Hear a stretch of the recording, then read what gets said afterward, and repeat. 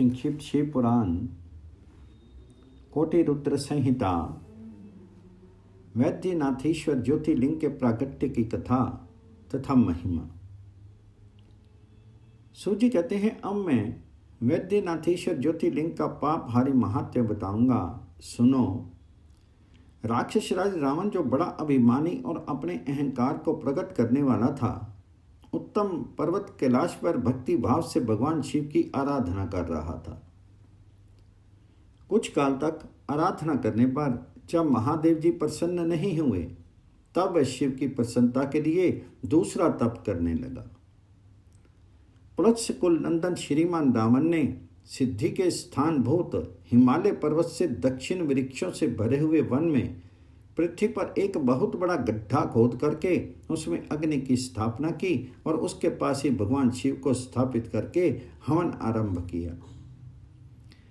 ग्रीष्म ऋतु में वह 5 अग्नियों के बीच में बैठता, वर्षा ऋतु में खुले मैदान में चबूतरे पर सोता और शीतकाल में जल के भीतर खड़ा रहता। इस तरह 3 प्रकार से उसकी तपस्या चलती थी। इस रीति से रावण ने बहुत तप किया, तो भी दुरात्माओं के लिए जिनको रिझाना कठिन है, वे पापात्मा महेश्वर उस पर प्रसन्न नहीं हुए। तब महामनस्वी दैत्यराज रावण ने अपना मस्तक काट करके शंकर जी का पूजन आरंभ किया। विधि पूर्वक शिव की पूजा करके वे अपना एक एक सिर काटता और भगवान जी को समर्पित कर देता था। इस तरह उसने क्रमशः अपने 9 सिर काट डाले। जब एक ही सिर बाकी रह गया, तब भक्तवत्सल भगवान शंकर संतुष्ट एवं प्रसन्न हो वहीं उनके सामने प्रकट हो गए। भगवान शिव ने उसके सभी मस्तकों को पूर्ववत निरोग करके उसे उसकी इच्छा के अनुसार अनुपम उत्तम बल प्रदान किया। भगवान शिव का कृपा प्रसाद पाकर के राक्षस रावण ने नतमस्तक होकर के हाथ जोड़ करके उनसे कहा, देवेश्वर प्रसन्न होइए, मैं आपको लंका में ले चलता हूँ। आप मेरे इस मनोरथ को सफल कीजिए, मैं आपकी शरण में आया हूँ। रावण के ऐसा कहने पर भगवान शंकर बड़े संकट में पड़ गए और अनमने होकर के बोले, राक्षस राज, मेरी सार गर्भित बात सुनो। तुम मेरे इस उत्तम लिंग को भक्ति भाव से अपने घर को ले जाओ, परंतु जब तुम इसे कहीं भूमि पर रख दोगे, तब ये वहीं सुस्थिर हो जाएगा, इसमें संदेह नहीं है। अब तुम्हारी जैसी इच्छा हो वैसा करो। तो सूर्य कहते हैं, ब्राह्मणों, भगवान शंकर के ऐसा कहने पर राक्षस राज रावण बहुत अच्छा कह करके वह शिवलिंग साथ ले करके अपने घर की ओर चला, परंतु मार्ग में भगवान शिव की माया से उसे मूत्र उत्सर्ग की इच्छा हुई। प्लस नंदन रावण सामर्थ्यशाली होने पर भी मूत्र के वेग को रोक नहीं सका। इसी समय वहां आसपास एक ग्वाले को देखकर उसने प्रार्थना पूर्वक वह शिवलिंग उनके हाथ में थमा दिया और स्वयं मूत्र त्याग के लिए बैठ गया। एक मुहूर्त बीतते बीतते वह ग्वाला उस शिवलिंग के भार से अत्यंत पीड़ित होकर के व्याकुल हो गया। तब उसने उसे पृथ्वी पर रख दिया। फिर तो वह हीरक में शिवलिंग वहीं स्थित हो गया। वह दर्शन करने मात्र से संपूर्ण अभीष्टों को देने वाला और पाप राशि को हार लेने वाला है। मुने, वही शिवलिंग तीनों लोकों में वैद्यनाथेश्वर के नाम से प्रसिद्ध हुआ, जो सत्पुरुषों को भोग और मोक्ष देने वाला है। ये दिव्य उत्तम एवं श्रेष्ठ ज्योतिर्लिंग दर्शन और पूजन से भी समस्त पापों को हर लेता है और मोक्ष की प्राप्ति कराता है। वह शिवलिंग जब संपूर्ण लोगों के हित के लिए वहीं स्थित हो गया, तब रावण भगवान शिव का परम उत्तम वर पाकर के अपने घर को चला गया। वहां जाकर के उस महान असुर ने बड़े हर्ष के साथ अपनी प्रिया मंदोदरी को सारी बातें कह सुनाई। इंद्र आदि संपूर्ण देवताओं और निर्मल मुनियों ने जब ये समाचार सुना, तब वे परस्पर सलाह करके वहां आए। उन सब का मन भगवान शिव में लगा हुआ था। उन सब देवताओं ने उस समय वहां बड़ी प्रसन्नता के साथ शिव का विशेष पूजन किया। वहां भगवान शंकर का प्रत्यक्ष दर्शन करके देवताओं ने उस शिवलिंग की विधिवत स्थापना की और उसका वैद्यनाथ नाम रख करके उसकी वंदना और स्तमन करके वे स्वर्ग लोक को चले गए। ऋषियों ने पूछा, सूत जी, जब मैं शिवलिंग वहीं स्थित हो गया तथा रावण अपने घर को चला गया, तब वहाँ कौन सी घटना घटित हुई, ये आप बताइए। तो सूत जी ने कहा, ब्राह्मणों, भगवान शिव का परम उत्तम वर पाकर के महान असुर रावण अपने घर को चला गया। वहाँ उसने अपनी प्रिया से सब बातें कही और वह अत्यंत आनंद का अनुभव करने लगा। इधर इस समाचार को सुनकर के देवता घबरा गए कि पता नहीं ये देवद्रोही महादुष्ट रावण भगवान शिव के वरदान से बल पाकर के क्या करेगा। उन्हें नारद जी को भेजा। नारद जी ने जाकर के रावण से कहा, तुम कैलाश पर्वत को उठाओ, तब पता लगेगा कि शिव जी का दिया हुआ वरदान कहाँ तक सफल हुआ। रावण को ये बात जच गई। उसने जाकर के कैलाश को उखाड़ लिया, इससे सारा कैलाश हिल उठा। तब गिरजा के कहने से महादेव जी ने रावण को घमंडी समझ करके इस प्रकार शाप दिया। महादेव जी बोले, रे दुष्ट भक्त दुर्बुद्धि रावण, तो अपने बल पर इतना घमंड मत कर। तेरी इन भुजाओं का घमंड चूर करने वाला वीर पुरुष शीघ्र इस जगत में अवतीर्ण होगा। सूत जी कहते हैं, इस प्रकार वहाँ जो घटना हुई उसे नारद जी ने सुना। रावण भी प्रसन्नचित्त होकर जैसे आया था उसी तरह अपने घर को लौट आया गया। इस प्रकार मैंने वैद्यनाथेश्वर का महात्म्य बताया है। इसे सुनने वाले मनुष्यों का पाप भस्म हो जाता है। अध्याय 27-28 पूर्ण। अध्याय 29 में नागेश्वर नामक ज्योतिर्लिंग का प्रादुर्भाव और उसकी महिमा। सूत जी कहते हैं, ब्राह्मणों, अब मैं परमात्मा शिव के नागेश नामक परम उत्तम ज्योतिर्लिंग के आविर्भाव का प्रसंग सुनाऊंगा। दारुका नाम से प्रसिद्ध कोई राक्षसी थी जो पार्वती के वरदान से सदा घमंड में भरी रहती थी। अत्यंत बलवान राक्षस दारुक उसका पति था। उसने बहुत से राक्षसों को साथ लेकर के वहाँ 7 पुरुषों का संहार मचा रखा था। वह लोगों के यज्ञ और धर्म का नाश करता फिरता था। पश्चिम समुद्र के तट पर उसका एक वन था जो संपूर्ण समृद्धियों से भरा रहता था। उस वन का विस्तार सब ओर से 16 योजन था। दारुका अपने विलास के लिए जहाँ जाती थी वहीं भूमि, वृक्ष तथा अन्य सब उपकरणों से युक्त वह वन भी चला जाता था।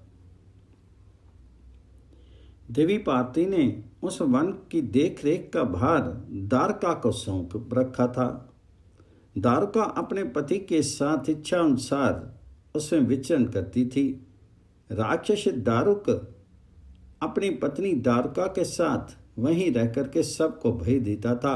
उससे पीड़ित हुई प्रजा ने महिषी और की शरण में जाकर के उसको अपना दुख सुनाया और उन्हें शरणागतों की रक्षा के लिए राक्षसों को ये शाप दे दिया कि ये राक्षस यदि पृथ्वी पर प्राणियों की हिंसा या यज्ञों का विध्वंस करेंगे तो उसी समय अपने प्राणों से हाथ धो बैठेंगे।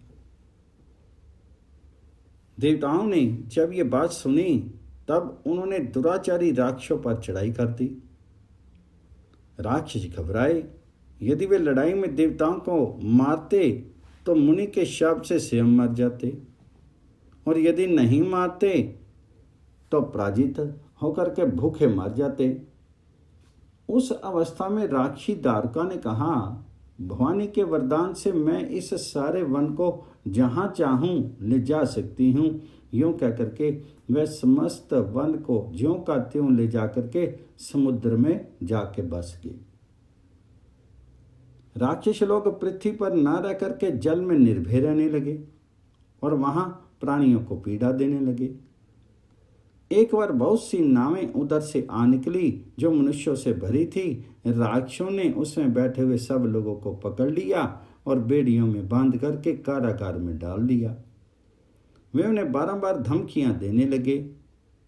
उनमें सुप्रिय नाम से प्रसिद्ध एक वैश्य था जो उस दल का सरदार था। वह बड़ा सदाचारी, भस्म रुद्राक्षधारी तथा भगवान शिव का परम भक्त था। सुप्रिय शिव की पूजा किए बिना भोजन नहीं करता था। मैं स्वयं तो शंकर जी का पूजन करता ही था, बहुत से अपने साथियों को भी उसने शिव की पूजा सिखा दी थी। फिर सब लोग नमः शिवाय मंत्र का जप और शंकर जी का ध्यान करने लगे। सुप्रिय को भगवान शिव का दर्शन भी होता था। दारुक राक्षस को जब इस बात का पता लगा तब उसने आकर के सुप्रिय को धमकाया। उसके साथी राक्षस सुप्रिय को मारने दौड़े। उन राक्षसों को आया देख करके सुप्रिय के नेत्र भय से कातर हो गए। वे बड़े प्रेम से शिव का चिंतन और उनके नामों का जप करने लगा। वैश्यपति ने कहा, देवेश्वर शंकर मेरी रक्षा कीजिए। कल्याणकारी त्रिलोकीनाथ, दुष्ट हंता भक्त वत्सल शिव, हमें इस दुष्ट से बचाइए। देव, अब आप ही मेरे सर्वस्व हैं। प्रभु, मैं आपका हूँ, आपके अधीन हूँ और आप ही सदा मेरे जीवन एवं प्राण हैं। सूर्य कहते हैं, सुप्रिय के इस प्रकार प्रार्थना करने पर भगवान शंकर एक विवर से निकल पड़े। उनके साथ ही 4 दरवाजों का एक उत्तम मंदिर भी प्रकट हो गया। उनके मध्य भाग में अद्भुत ज्योतिर्मय शिवलिंग प्रकाशित हो रहा था। उसके साथ ही शिव परिवार के सब लोग विद्यमान थे। सुप्रिय ने उनका दर्शन करके पूजन किया। पूजित होने पर भगवान शंभु ने प्रसन्न होकर के स्वयं पाशुपत अस्त्र लेकर के प्रधान राक्षसों और उनके सारे उपकरणों तथा सेवकों को भी तत्काल ही नष्ट कर दिया। और उस दुष्ट हंता शंकर ने अपने भक्त सुप्रिय की रक्षा की। तत्पश्चात अद्भुत लीला करने वाले और लीला से ही शीत धारण करने वाले शंभु ने उस वन को यह वर दिया कि आज से इस वन में सदा ब्राह्मण, क्षत्रिय, वैश्य और शूद्र, इन चारों वर्णों के धर्मों का पालन हो। यहाँ श्रेष्ठ मुनि निवास करें और तमोगुणी राक्षस इसमें कभी नहीं रहें। शिव धर्म के उपदेशक, प्रचारक और प्रवर्तक लोग इसमें निवास करें।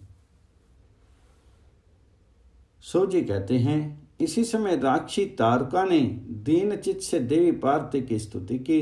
देवी पार्वती प्रसन्न हो गई और बोली, बताओ तेरा क्या कार्य करूं? उसने कहा, मेरे वंश की रक्षा कीजिए। देवी बोली, मैं सच कहती हूँ, तेरे कुल की रक्षा करूँगी। ऐसा कहकर के देवी भगवान शिव से बोली, नाथ, आपकी ये बात युग के अंत में सच्ची होगी, तब तक तामसी सृष्टि भी रहे, ऐसा मेरा विचार है। मैं भी आपकी ही हूँ और आपके ही आश्रय में रहती हूँ, अतः मेरी बात को भी प्रमाणित सत्य कीजिए। ये राक्षसी दारुका देवी है, मेरी ही शक्ति है और राक्षसियों में बलिष्ठ है, अतः यही राक्षसों के राज्य का शासन करे। ये राक्षस पत्नियां जिन पुत्रों को पैदा करेंगी वे सब मिलकर के इस वन में निवास करें, मेरी ऐसी इच्छा है।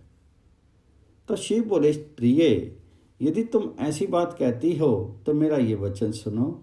मैं भक्तों का पालन करने के लिए प्रसन्नता पूर्वक इस वन में रहूंगा। जो पुरुष यहाँ वर्ण धर्म के पालन में तत्पर होकर के प्रेम पूर्वक मेरा दर्शन करेगा वह चक्रवर्ती राजा होगा। कलयुग के अंत और सतयुग के आरंभ में महासेन का पुत्र वीरसेन राजाओं का भी राजा होगा। वह मेरा भक्त और अत्यंत पराक्रमी होगा और यहाँ आकर के मेरा दर्शन करेगा। दर्शन करते ही वह चक्रवर्ती सम्राट हो जाएगा। सूर्य कहते हैं, ब्राह्मणों, इस प्रकार बड़ी बड़ी लीलाएं करने वाले वे दंपति परस्पर हास्य युक्त वार्तालाप करके स्वयं वहाँ स्थित हो गए। ज्योतिर्लिंग स्वरूप महादेव जी वहाँ नागेश्वर कहलाए और शिवा देवी नागेश्वरी के नाम से विख्यात हुई। वे दोनों ही सतपुरुषों को प्रिय हैं। इस प्रकार ज्योतिषियों के स्वामी नागेश्वर नामक महादेव जी ज्योतिर्लिंग के रूप में प्रकट हुए। वे तीनों लोकों की संपूर्ण कामनाओं को सदा पूर्ण करने वाले हैं। जो प्रतिदिन आदरपूर्वक नागेश्वर के प्रादुर्भाव का ये प्रसंग सुनता है, वह बुद्धिमान मानव महापातकों का नाश करने वाले संपूर्ण मनोर्थों को प्राप्त कर लेता है। अध्याय 29-30 पूर्ण।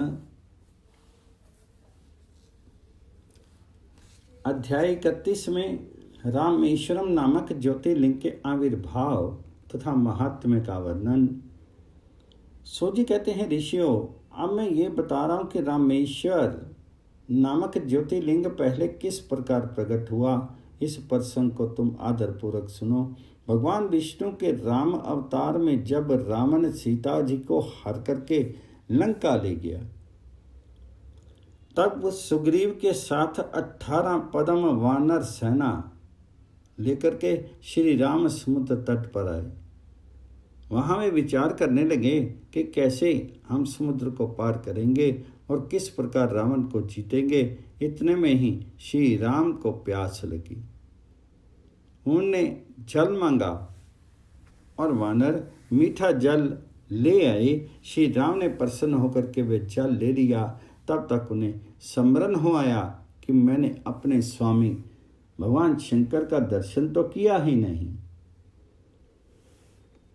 फिर ये जल कैसे ग्रहण कर सकता हूँ। ऐसा कहकर के उन्होंने उस जल को नहीं पिया। जल रख देने के पश्चात रघुनंदन ने पार्थिव पूजन किया। आवाहन आदि 16 उपचारों को प्रस्तुत करके विधि पूर्वक बड़े प्रेम से शंकर जी की अर्चना की। प्रणाम तथा दिव्य स्तोत्रों द्वारा यत्न पूर्वक शंकर जी को संतुष्ट करके श्री राम ने भक्ति भाव से उनसे प्रार्थना की। श्री राम बोले, उत्तम व्रत का पालन करने वाले मेरे स्वामी देव महेश्वर, आपको मेरी सहायता करनी चाहिए। आपके सहयोग के बिना मेरे कार्य की सिद्धि अत्यंत कठिन है। रावण भी आपका ही भक्त है। वह सबके लिए सर्वथा दुर्जय है, परंतु आपके दिए हुए वरदान से वह सदा दर्प में भरा रहता है। वह त्रिभुवन विजयी महावीर है। इधर मैं भी आपका दास हूँ, सत्ता आपके अधीन रहने वाला हूँ। सदाशिव ये विचार करके आपको मेरे प्रति पक्षपात करना चाहिए। सोजी कहते हैं, इस प्रकार प्रार्थना और बारंबार नमस्कार करके उन्होंने उच्च स्वर से जय शंकर, जय शिव इत्यादि का उद्घोष करते हुए शिव का स्तवन किया। फिर उनके मंत्र के जप और ध्यान में तत्पर हो गए। तत्पश्चात पुनः पूजन करके वे स्वामी के आगे नाचने लगे। उस समय उनका हृदय प्रेम से द्रवित हो रहा था। फिर उन्होंने शिव के संतोष के लिए गाल बजा करके अव्यक्त शब्द किया। उस समय भगवान शंकर उन पर बहुत प्रसन्न हुए और वे ज्योतिर्मय महेश्वर, वामांग भूता पार्वती तथा पार्षद गणों के साथ शास्त्रोक्त निर्मल रूप धारण करके तत्काल वहां प्रकट हो गए। श्री राम की भक्ति से संतुष्टित होकर के महेश्वर ने उनसे कहा, श्री राम, तुम्हारा कल्याण हो, वर मांगो। उस समय उनका रूप देख करके वहां उपस्थित हुए सब लोग पित्र हो गए। शिव धर्मपरायण श्री राम जी ने स्वयं उनका पूजन किया। फिर भांति भांति की स्तुति एवं प्रणाम करके उन्होंने भगवान शिव से लंका में रावण के साथ होने वाले युद्ध में अपने दिए विजय की प्रार्थना की। तब राम भक्ति से प्रसन्न हुए महेश्वर ने कहा, महाराज आपकी जय हो। भगवान शिव के दिए हुए विजय सूचक वर एवं युद्ध की आज्ञा को पाकर के श्री राम ने नतमस्तक होकर के हाथ जोड़ करके उनसे पुनः प्रार्थना की। श्री राम बोले, मेरे स्वामी शंकर, यदि आप संतुष्ट हैं तो जगत के लोगों को पवित्र करने तथा दूसरों की भलाई करने के लिए सदा यहाँ निवास करें। सूत जी कहते हैं, श्री राम के ऐसा कहने पर भगवान शिव वहाँ ज्योतिर्लिंग के रूप में स्थित हो गए। तीनों लोकों में रामेश्वरम के नाम से उनकी प्रसिद्धि हुई। उनके प्रभाव से ही अपार समुद्र को अनायास पार करके श्री राम ने रावण आदि राक्षसों का शीघ्र ही संहार किया और अपनी प्रिया सीता को प्राप्त कर लिया। तब से इस भूतल पर रामेश्वर की अद्भुत महिमा का प्रसार हुआ। भगवान रामेश्वरम सदा भोग और मोक्ष देने वाले तथा भक्तों की इच्छा पूर्ण करने वाले हैं। जो दिव्य गंगा जल से रामेश्वरम शिव को भक्ति पूर्वक स्नान कराता है वह जीवन मुक्ति है। इस संसार में देव दुर्लभ समस्त भोगों का उपभोग करके अंत में उत्तम ज्ञान पा करके वह निश्चय ही केवल्य मोक्ष को प्राप्त कर लेता है। इस प्रकार मैंने तुम लोगों से भगवान शिव के रामेश्वरम नामक दिव्य ज्योतिर्लिंग का वर्णन किया, जो अपनी महिमा सुनने वालों के समस्त पापों का अपहरण करने वाला है। अध्याय 31 और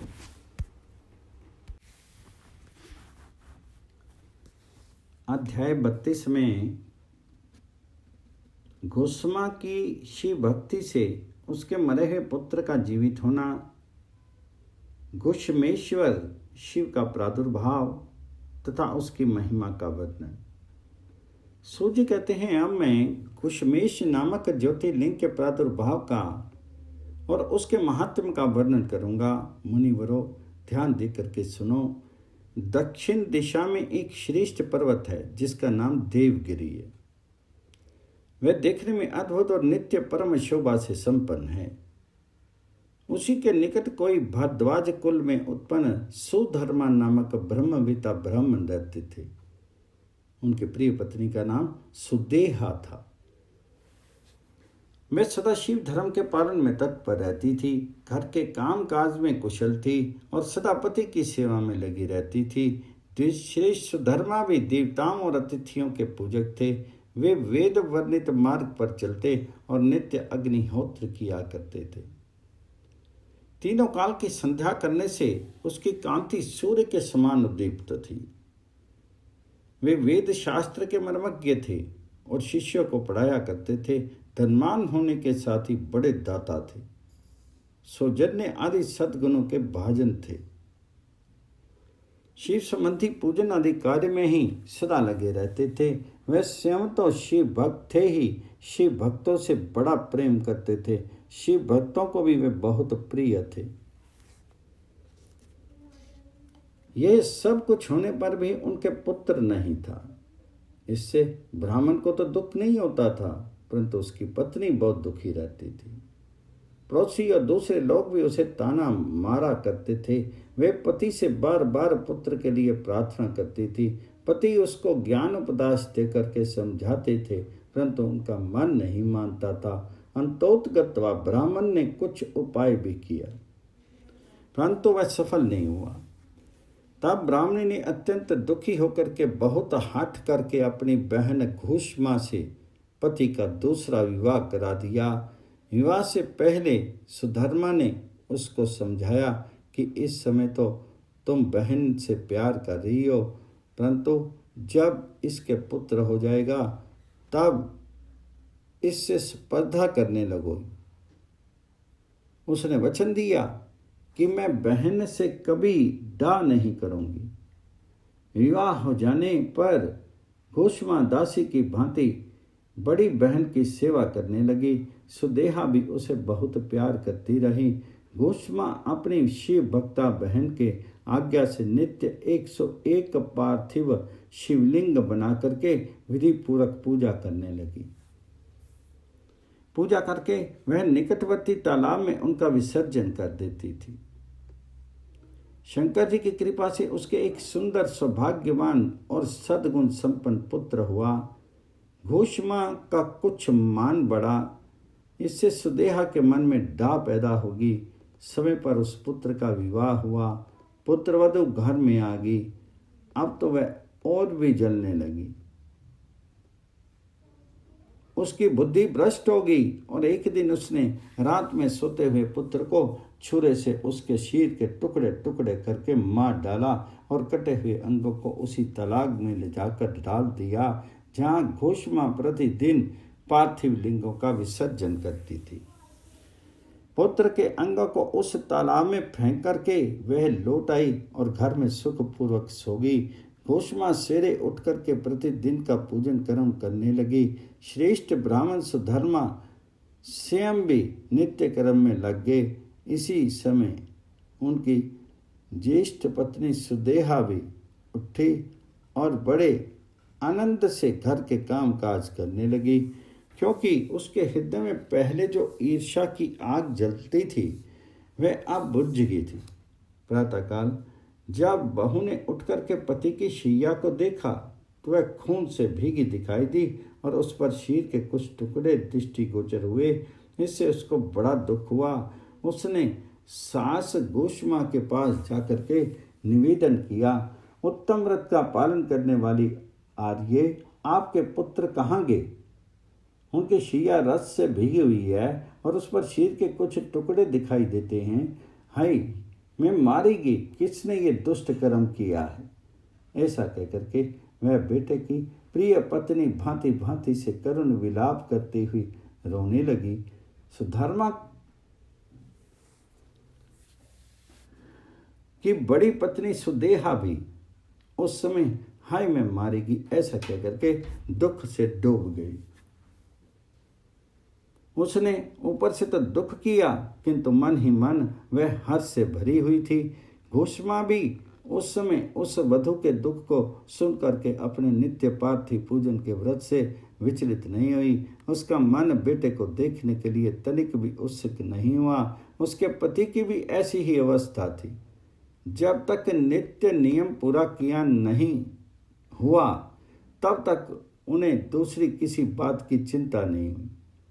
दोपहर को पूजन समाप्त होने पर घोषमा ने अपने पुत्र की भयंकर शैया पर दृष्टिपात किया, तथापि उसने मन में किंचन मात्र भी दुख नहीं माना। वे सोचने लगी, जिन्होंने ये बेटा दिया था वे ही इसकी रक्षा करेंगे।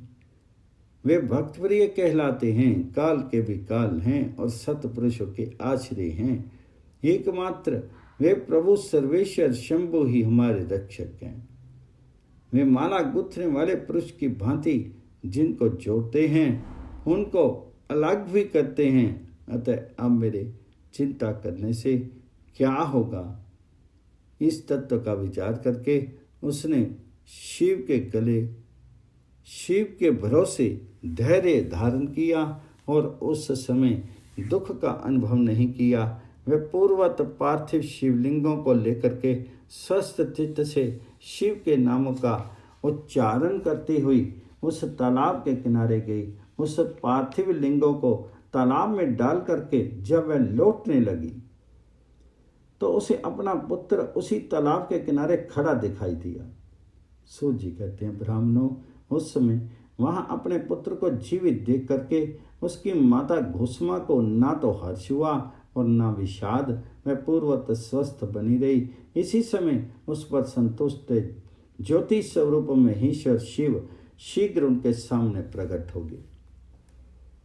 शिव बोले, सुमुखी, मैं तुम पर प्रसन्न हूं, वर मांगो। तेरी दुष्टा सोत ने इस बच्चे को मार डाला था, अतः मैं उसे त्रिशूल से मारूंगा। सूत जी कहते हैं, तब घोषमा ने शिव को प्रणाम करके उस समय ये वर मांगा, नाथ, ये सुदेहा मेरी बड़ी बहन है, अतः आपको इसकी रक्षा करनी चाहिए। शिव बोले, उसने तो बड़ा भारी अपकार किया है, तुम उसका उपकार क्यों करती हो? दुष्ट कर्म करने वाली सुदेहा तो मार डालने के ही योग्य है। तो घोषमा ने कहा, देव, आपके दर्शन मात्र से पातक नहीं ठहरता। इस समय आपका दर्शन करके उसका पाप भस्म हो जाए। जो उपकार करने वालों पर भी उपकार करता है उसके दर्शन मात्र से पाप बहुत दूर भाग जाता है। प्रभु, ये अद्भुत भगवत वाक्य मैंने सुन रखा है, इसलिए सदाशिव जिनने ऐसा कुकर्म किया है वही करे। मैं ऐसा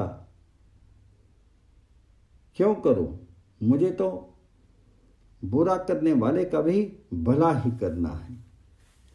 सो जी कहते हैं, घोषमा के ऐसा कहने पर दया सिंधु भक्तवत्सल महेश्वर और भी प्रसन्न हुए तथा इस प्रकार बोले, घोष में तुम कोई और भी वर मांगो। मैं तुम्हारे लिए हितकर वर अवश्य दूंगा, क्योंकि तुम्हारी इस भक्ति से और विकार शून्य स्वभाव से मैं बहुत प्रसन्न हूँ। भगवान शिव की बात सुनकर के घोषमा बोली, प्रभु यदि आप बात देना चाहते हैं तो लोगों की रक्षा के लिए सदा यही निवास कीजिए और मेरे नाम से ही आपकी ख्याति हो। तब महेश्वर शिव ने अत्यंत प्रसन्न होकर के कहा, मैं तुम्हारे ही नाम से घुश्मेश्वर कहलाता हुआ सदा यहाँ निवास करूँगा और सबके लिए सुखदायक होऊंगा। मेरा शुभ ज्योतिर्लिंग घुश्मेश नाम से प्रसिद्ध है। यह सरोवर शिवलिंगों का आलय हो जाए और इसलिए इसकी तीनों लोकों में शिवालय नाम से प्रसिद्धि हो। यह सरोवर सदा दर्शन मात्र से संपूर्ण अभिष्टों को देने वाला हो। सूरते, तुम्हारे वंश में होने वाली 101 पीढ़ियों तक कैसे ही श्रेष्ठ पुत्र उत्पन्न होंगे, इसमें संशय नहीं है। वे सब के सब सुंदरी स्त्री, उत्तम धन और पूर्ण आयु से संपन्न होंगे, चतुर और विद्वान होंगे, उदार तथा भोग और मोक्ष रूपी फल पाने के अधिकारी होंगे। 101 पीढ़ियों तक सभी पुत्र गुणों में बढ़े चढ़े होंगे। तुम्हारे वंश का ऐसा विस्तार बड़ा शोभादायक होगा। ऐसा कहकर के भगवान शिव वहाँ ज्योतिर्लिंग के रूप में स्थित हो गए। उनके घुश्मेश नाम से प्रसिद्धि हुई और उस सरोवर का नाम शिवालय हो गया। सुधर्मा, घुश्मा और सुदेहा तीनों ने आकर के तत्काल ही उस शिवलिंग की 101 दक्षिणावर्त परिक्रमा की। पूजा करके परस्पर मिल करके मन का मैल दूर करके वे सब वहाँ बड़े सुख का अनुभव करने लगे। पुत्र को जीवित देख करके सुदेहा बहुत लज्जित हुई और पति तथा घुश्मा से क्षमा प्रार्थना करके उसने अपने पाप के निवारण के लिए प्रायश्चित किया। मुनीश्वरों, इस प्रकार वह घुश्मेश्वर लिंग प्रकट हुआ। उसका दर्शन और पूजन करने से सदा सुख की प्राप्ति होती है। ब्राह्मणों, इस तरह मैंने तुमसे 12 ज्योतिर्लिंगों की महिमा बताई। ये सभी लिंग संपूर्ण कामनाओं के पूरक तथा भोग और मोक्ष देने वाले हैं। जो इन ज्योतिर्लिंगों की कथा को पढ़ता सुनता है वह सब पापों से मुक्त हो जाता है तथा भोग और मोक्ष पाता है। अध्याय 32-33 पूर्ण 12 ज्योतिर्लिंगों के महात्म्य की समाप्ति।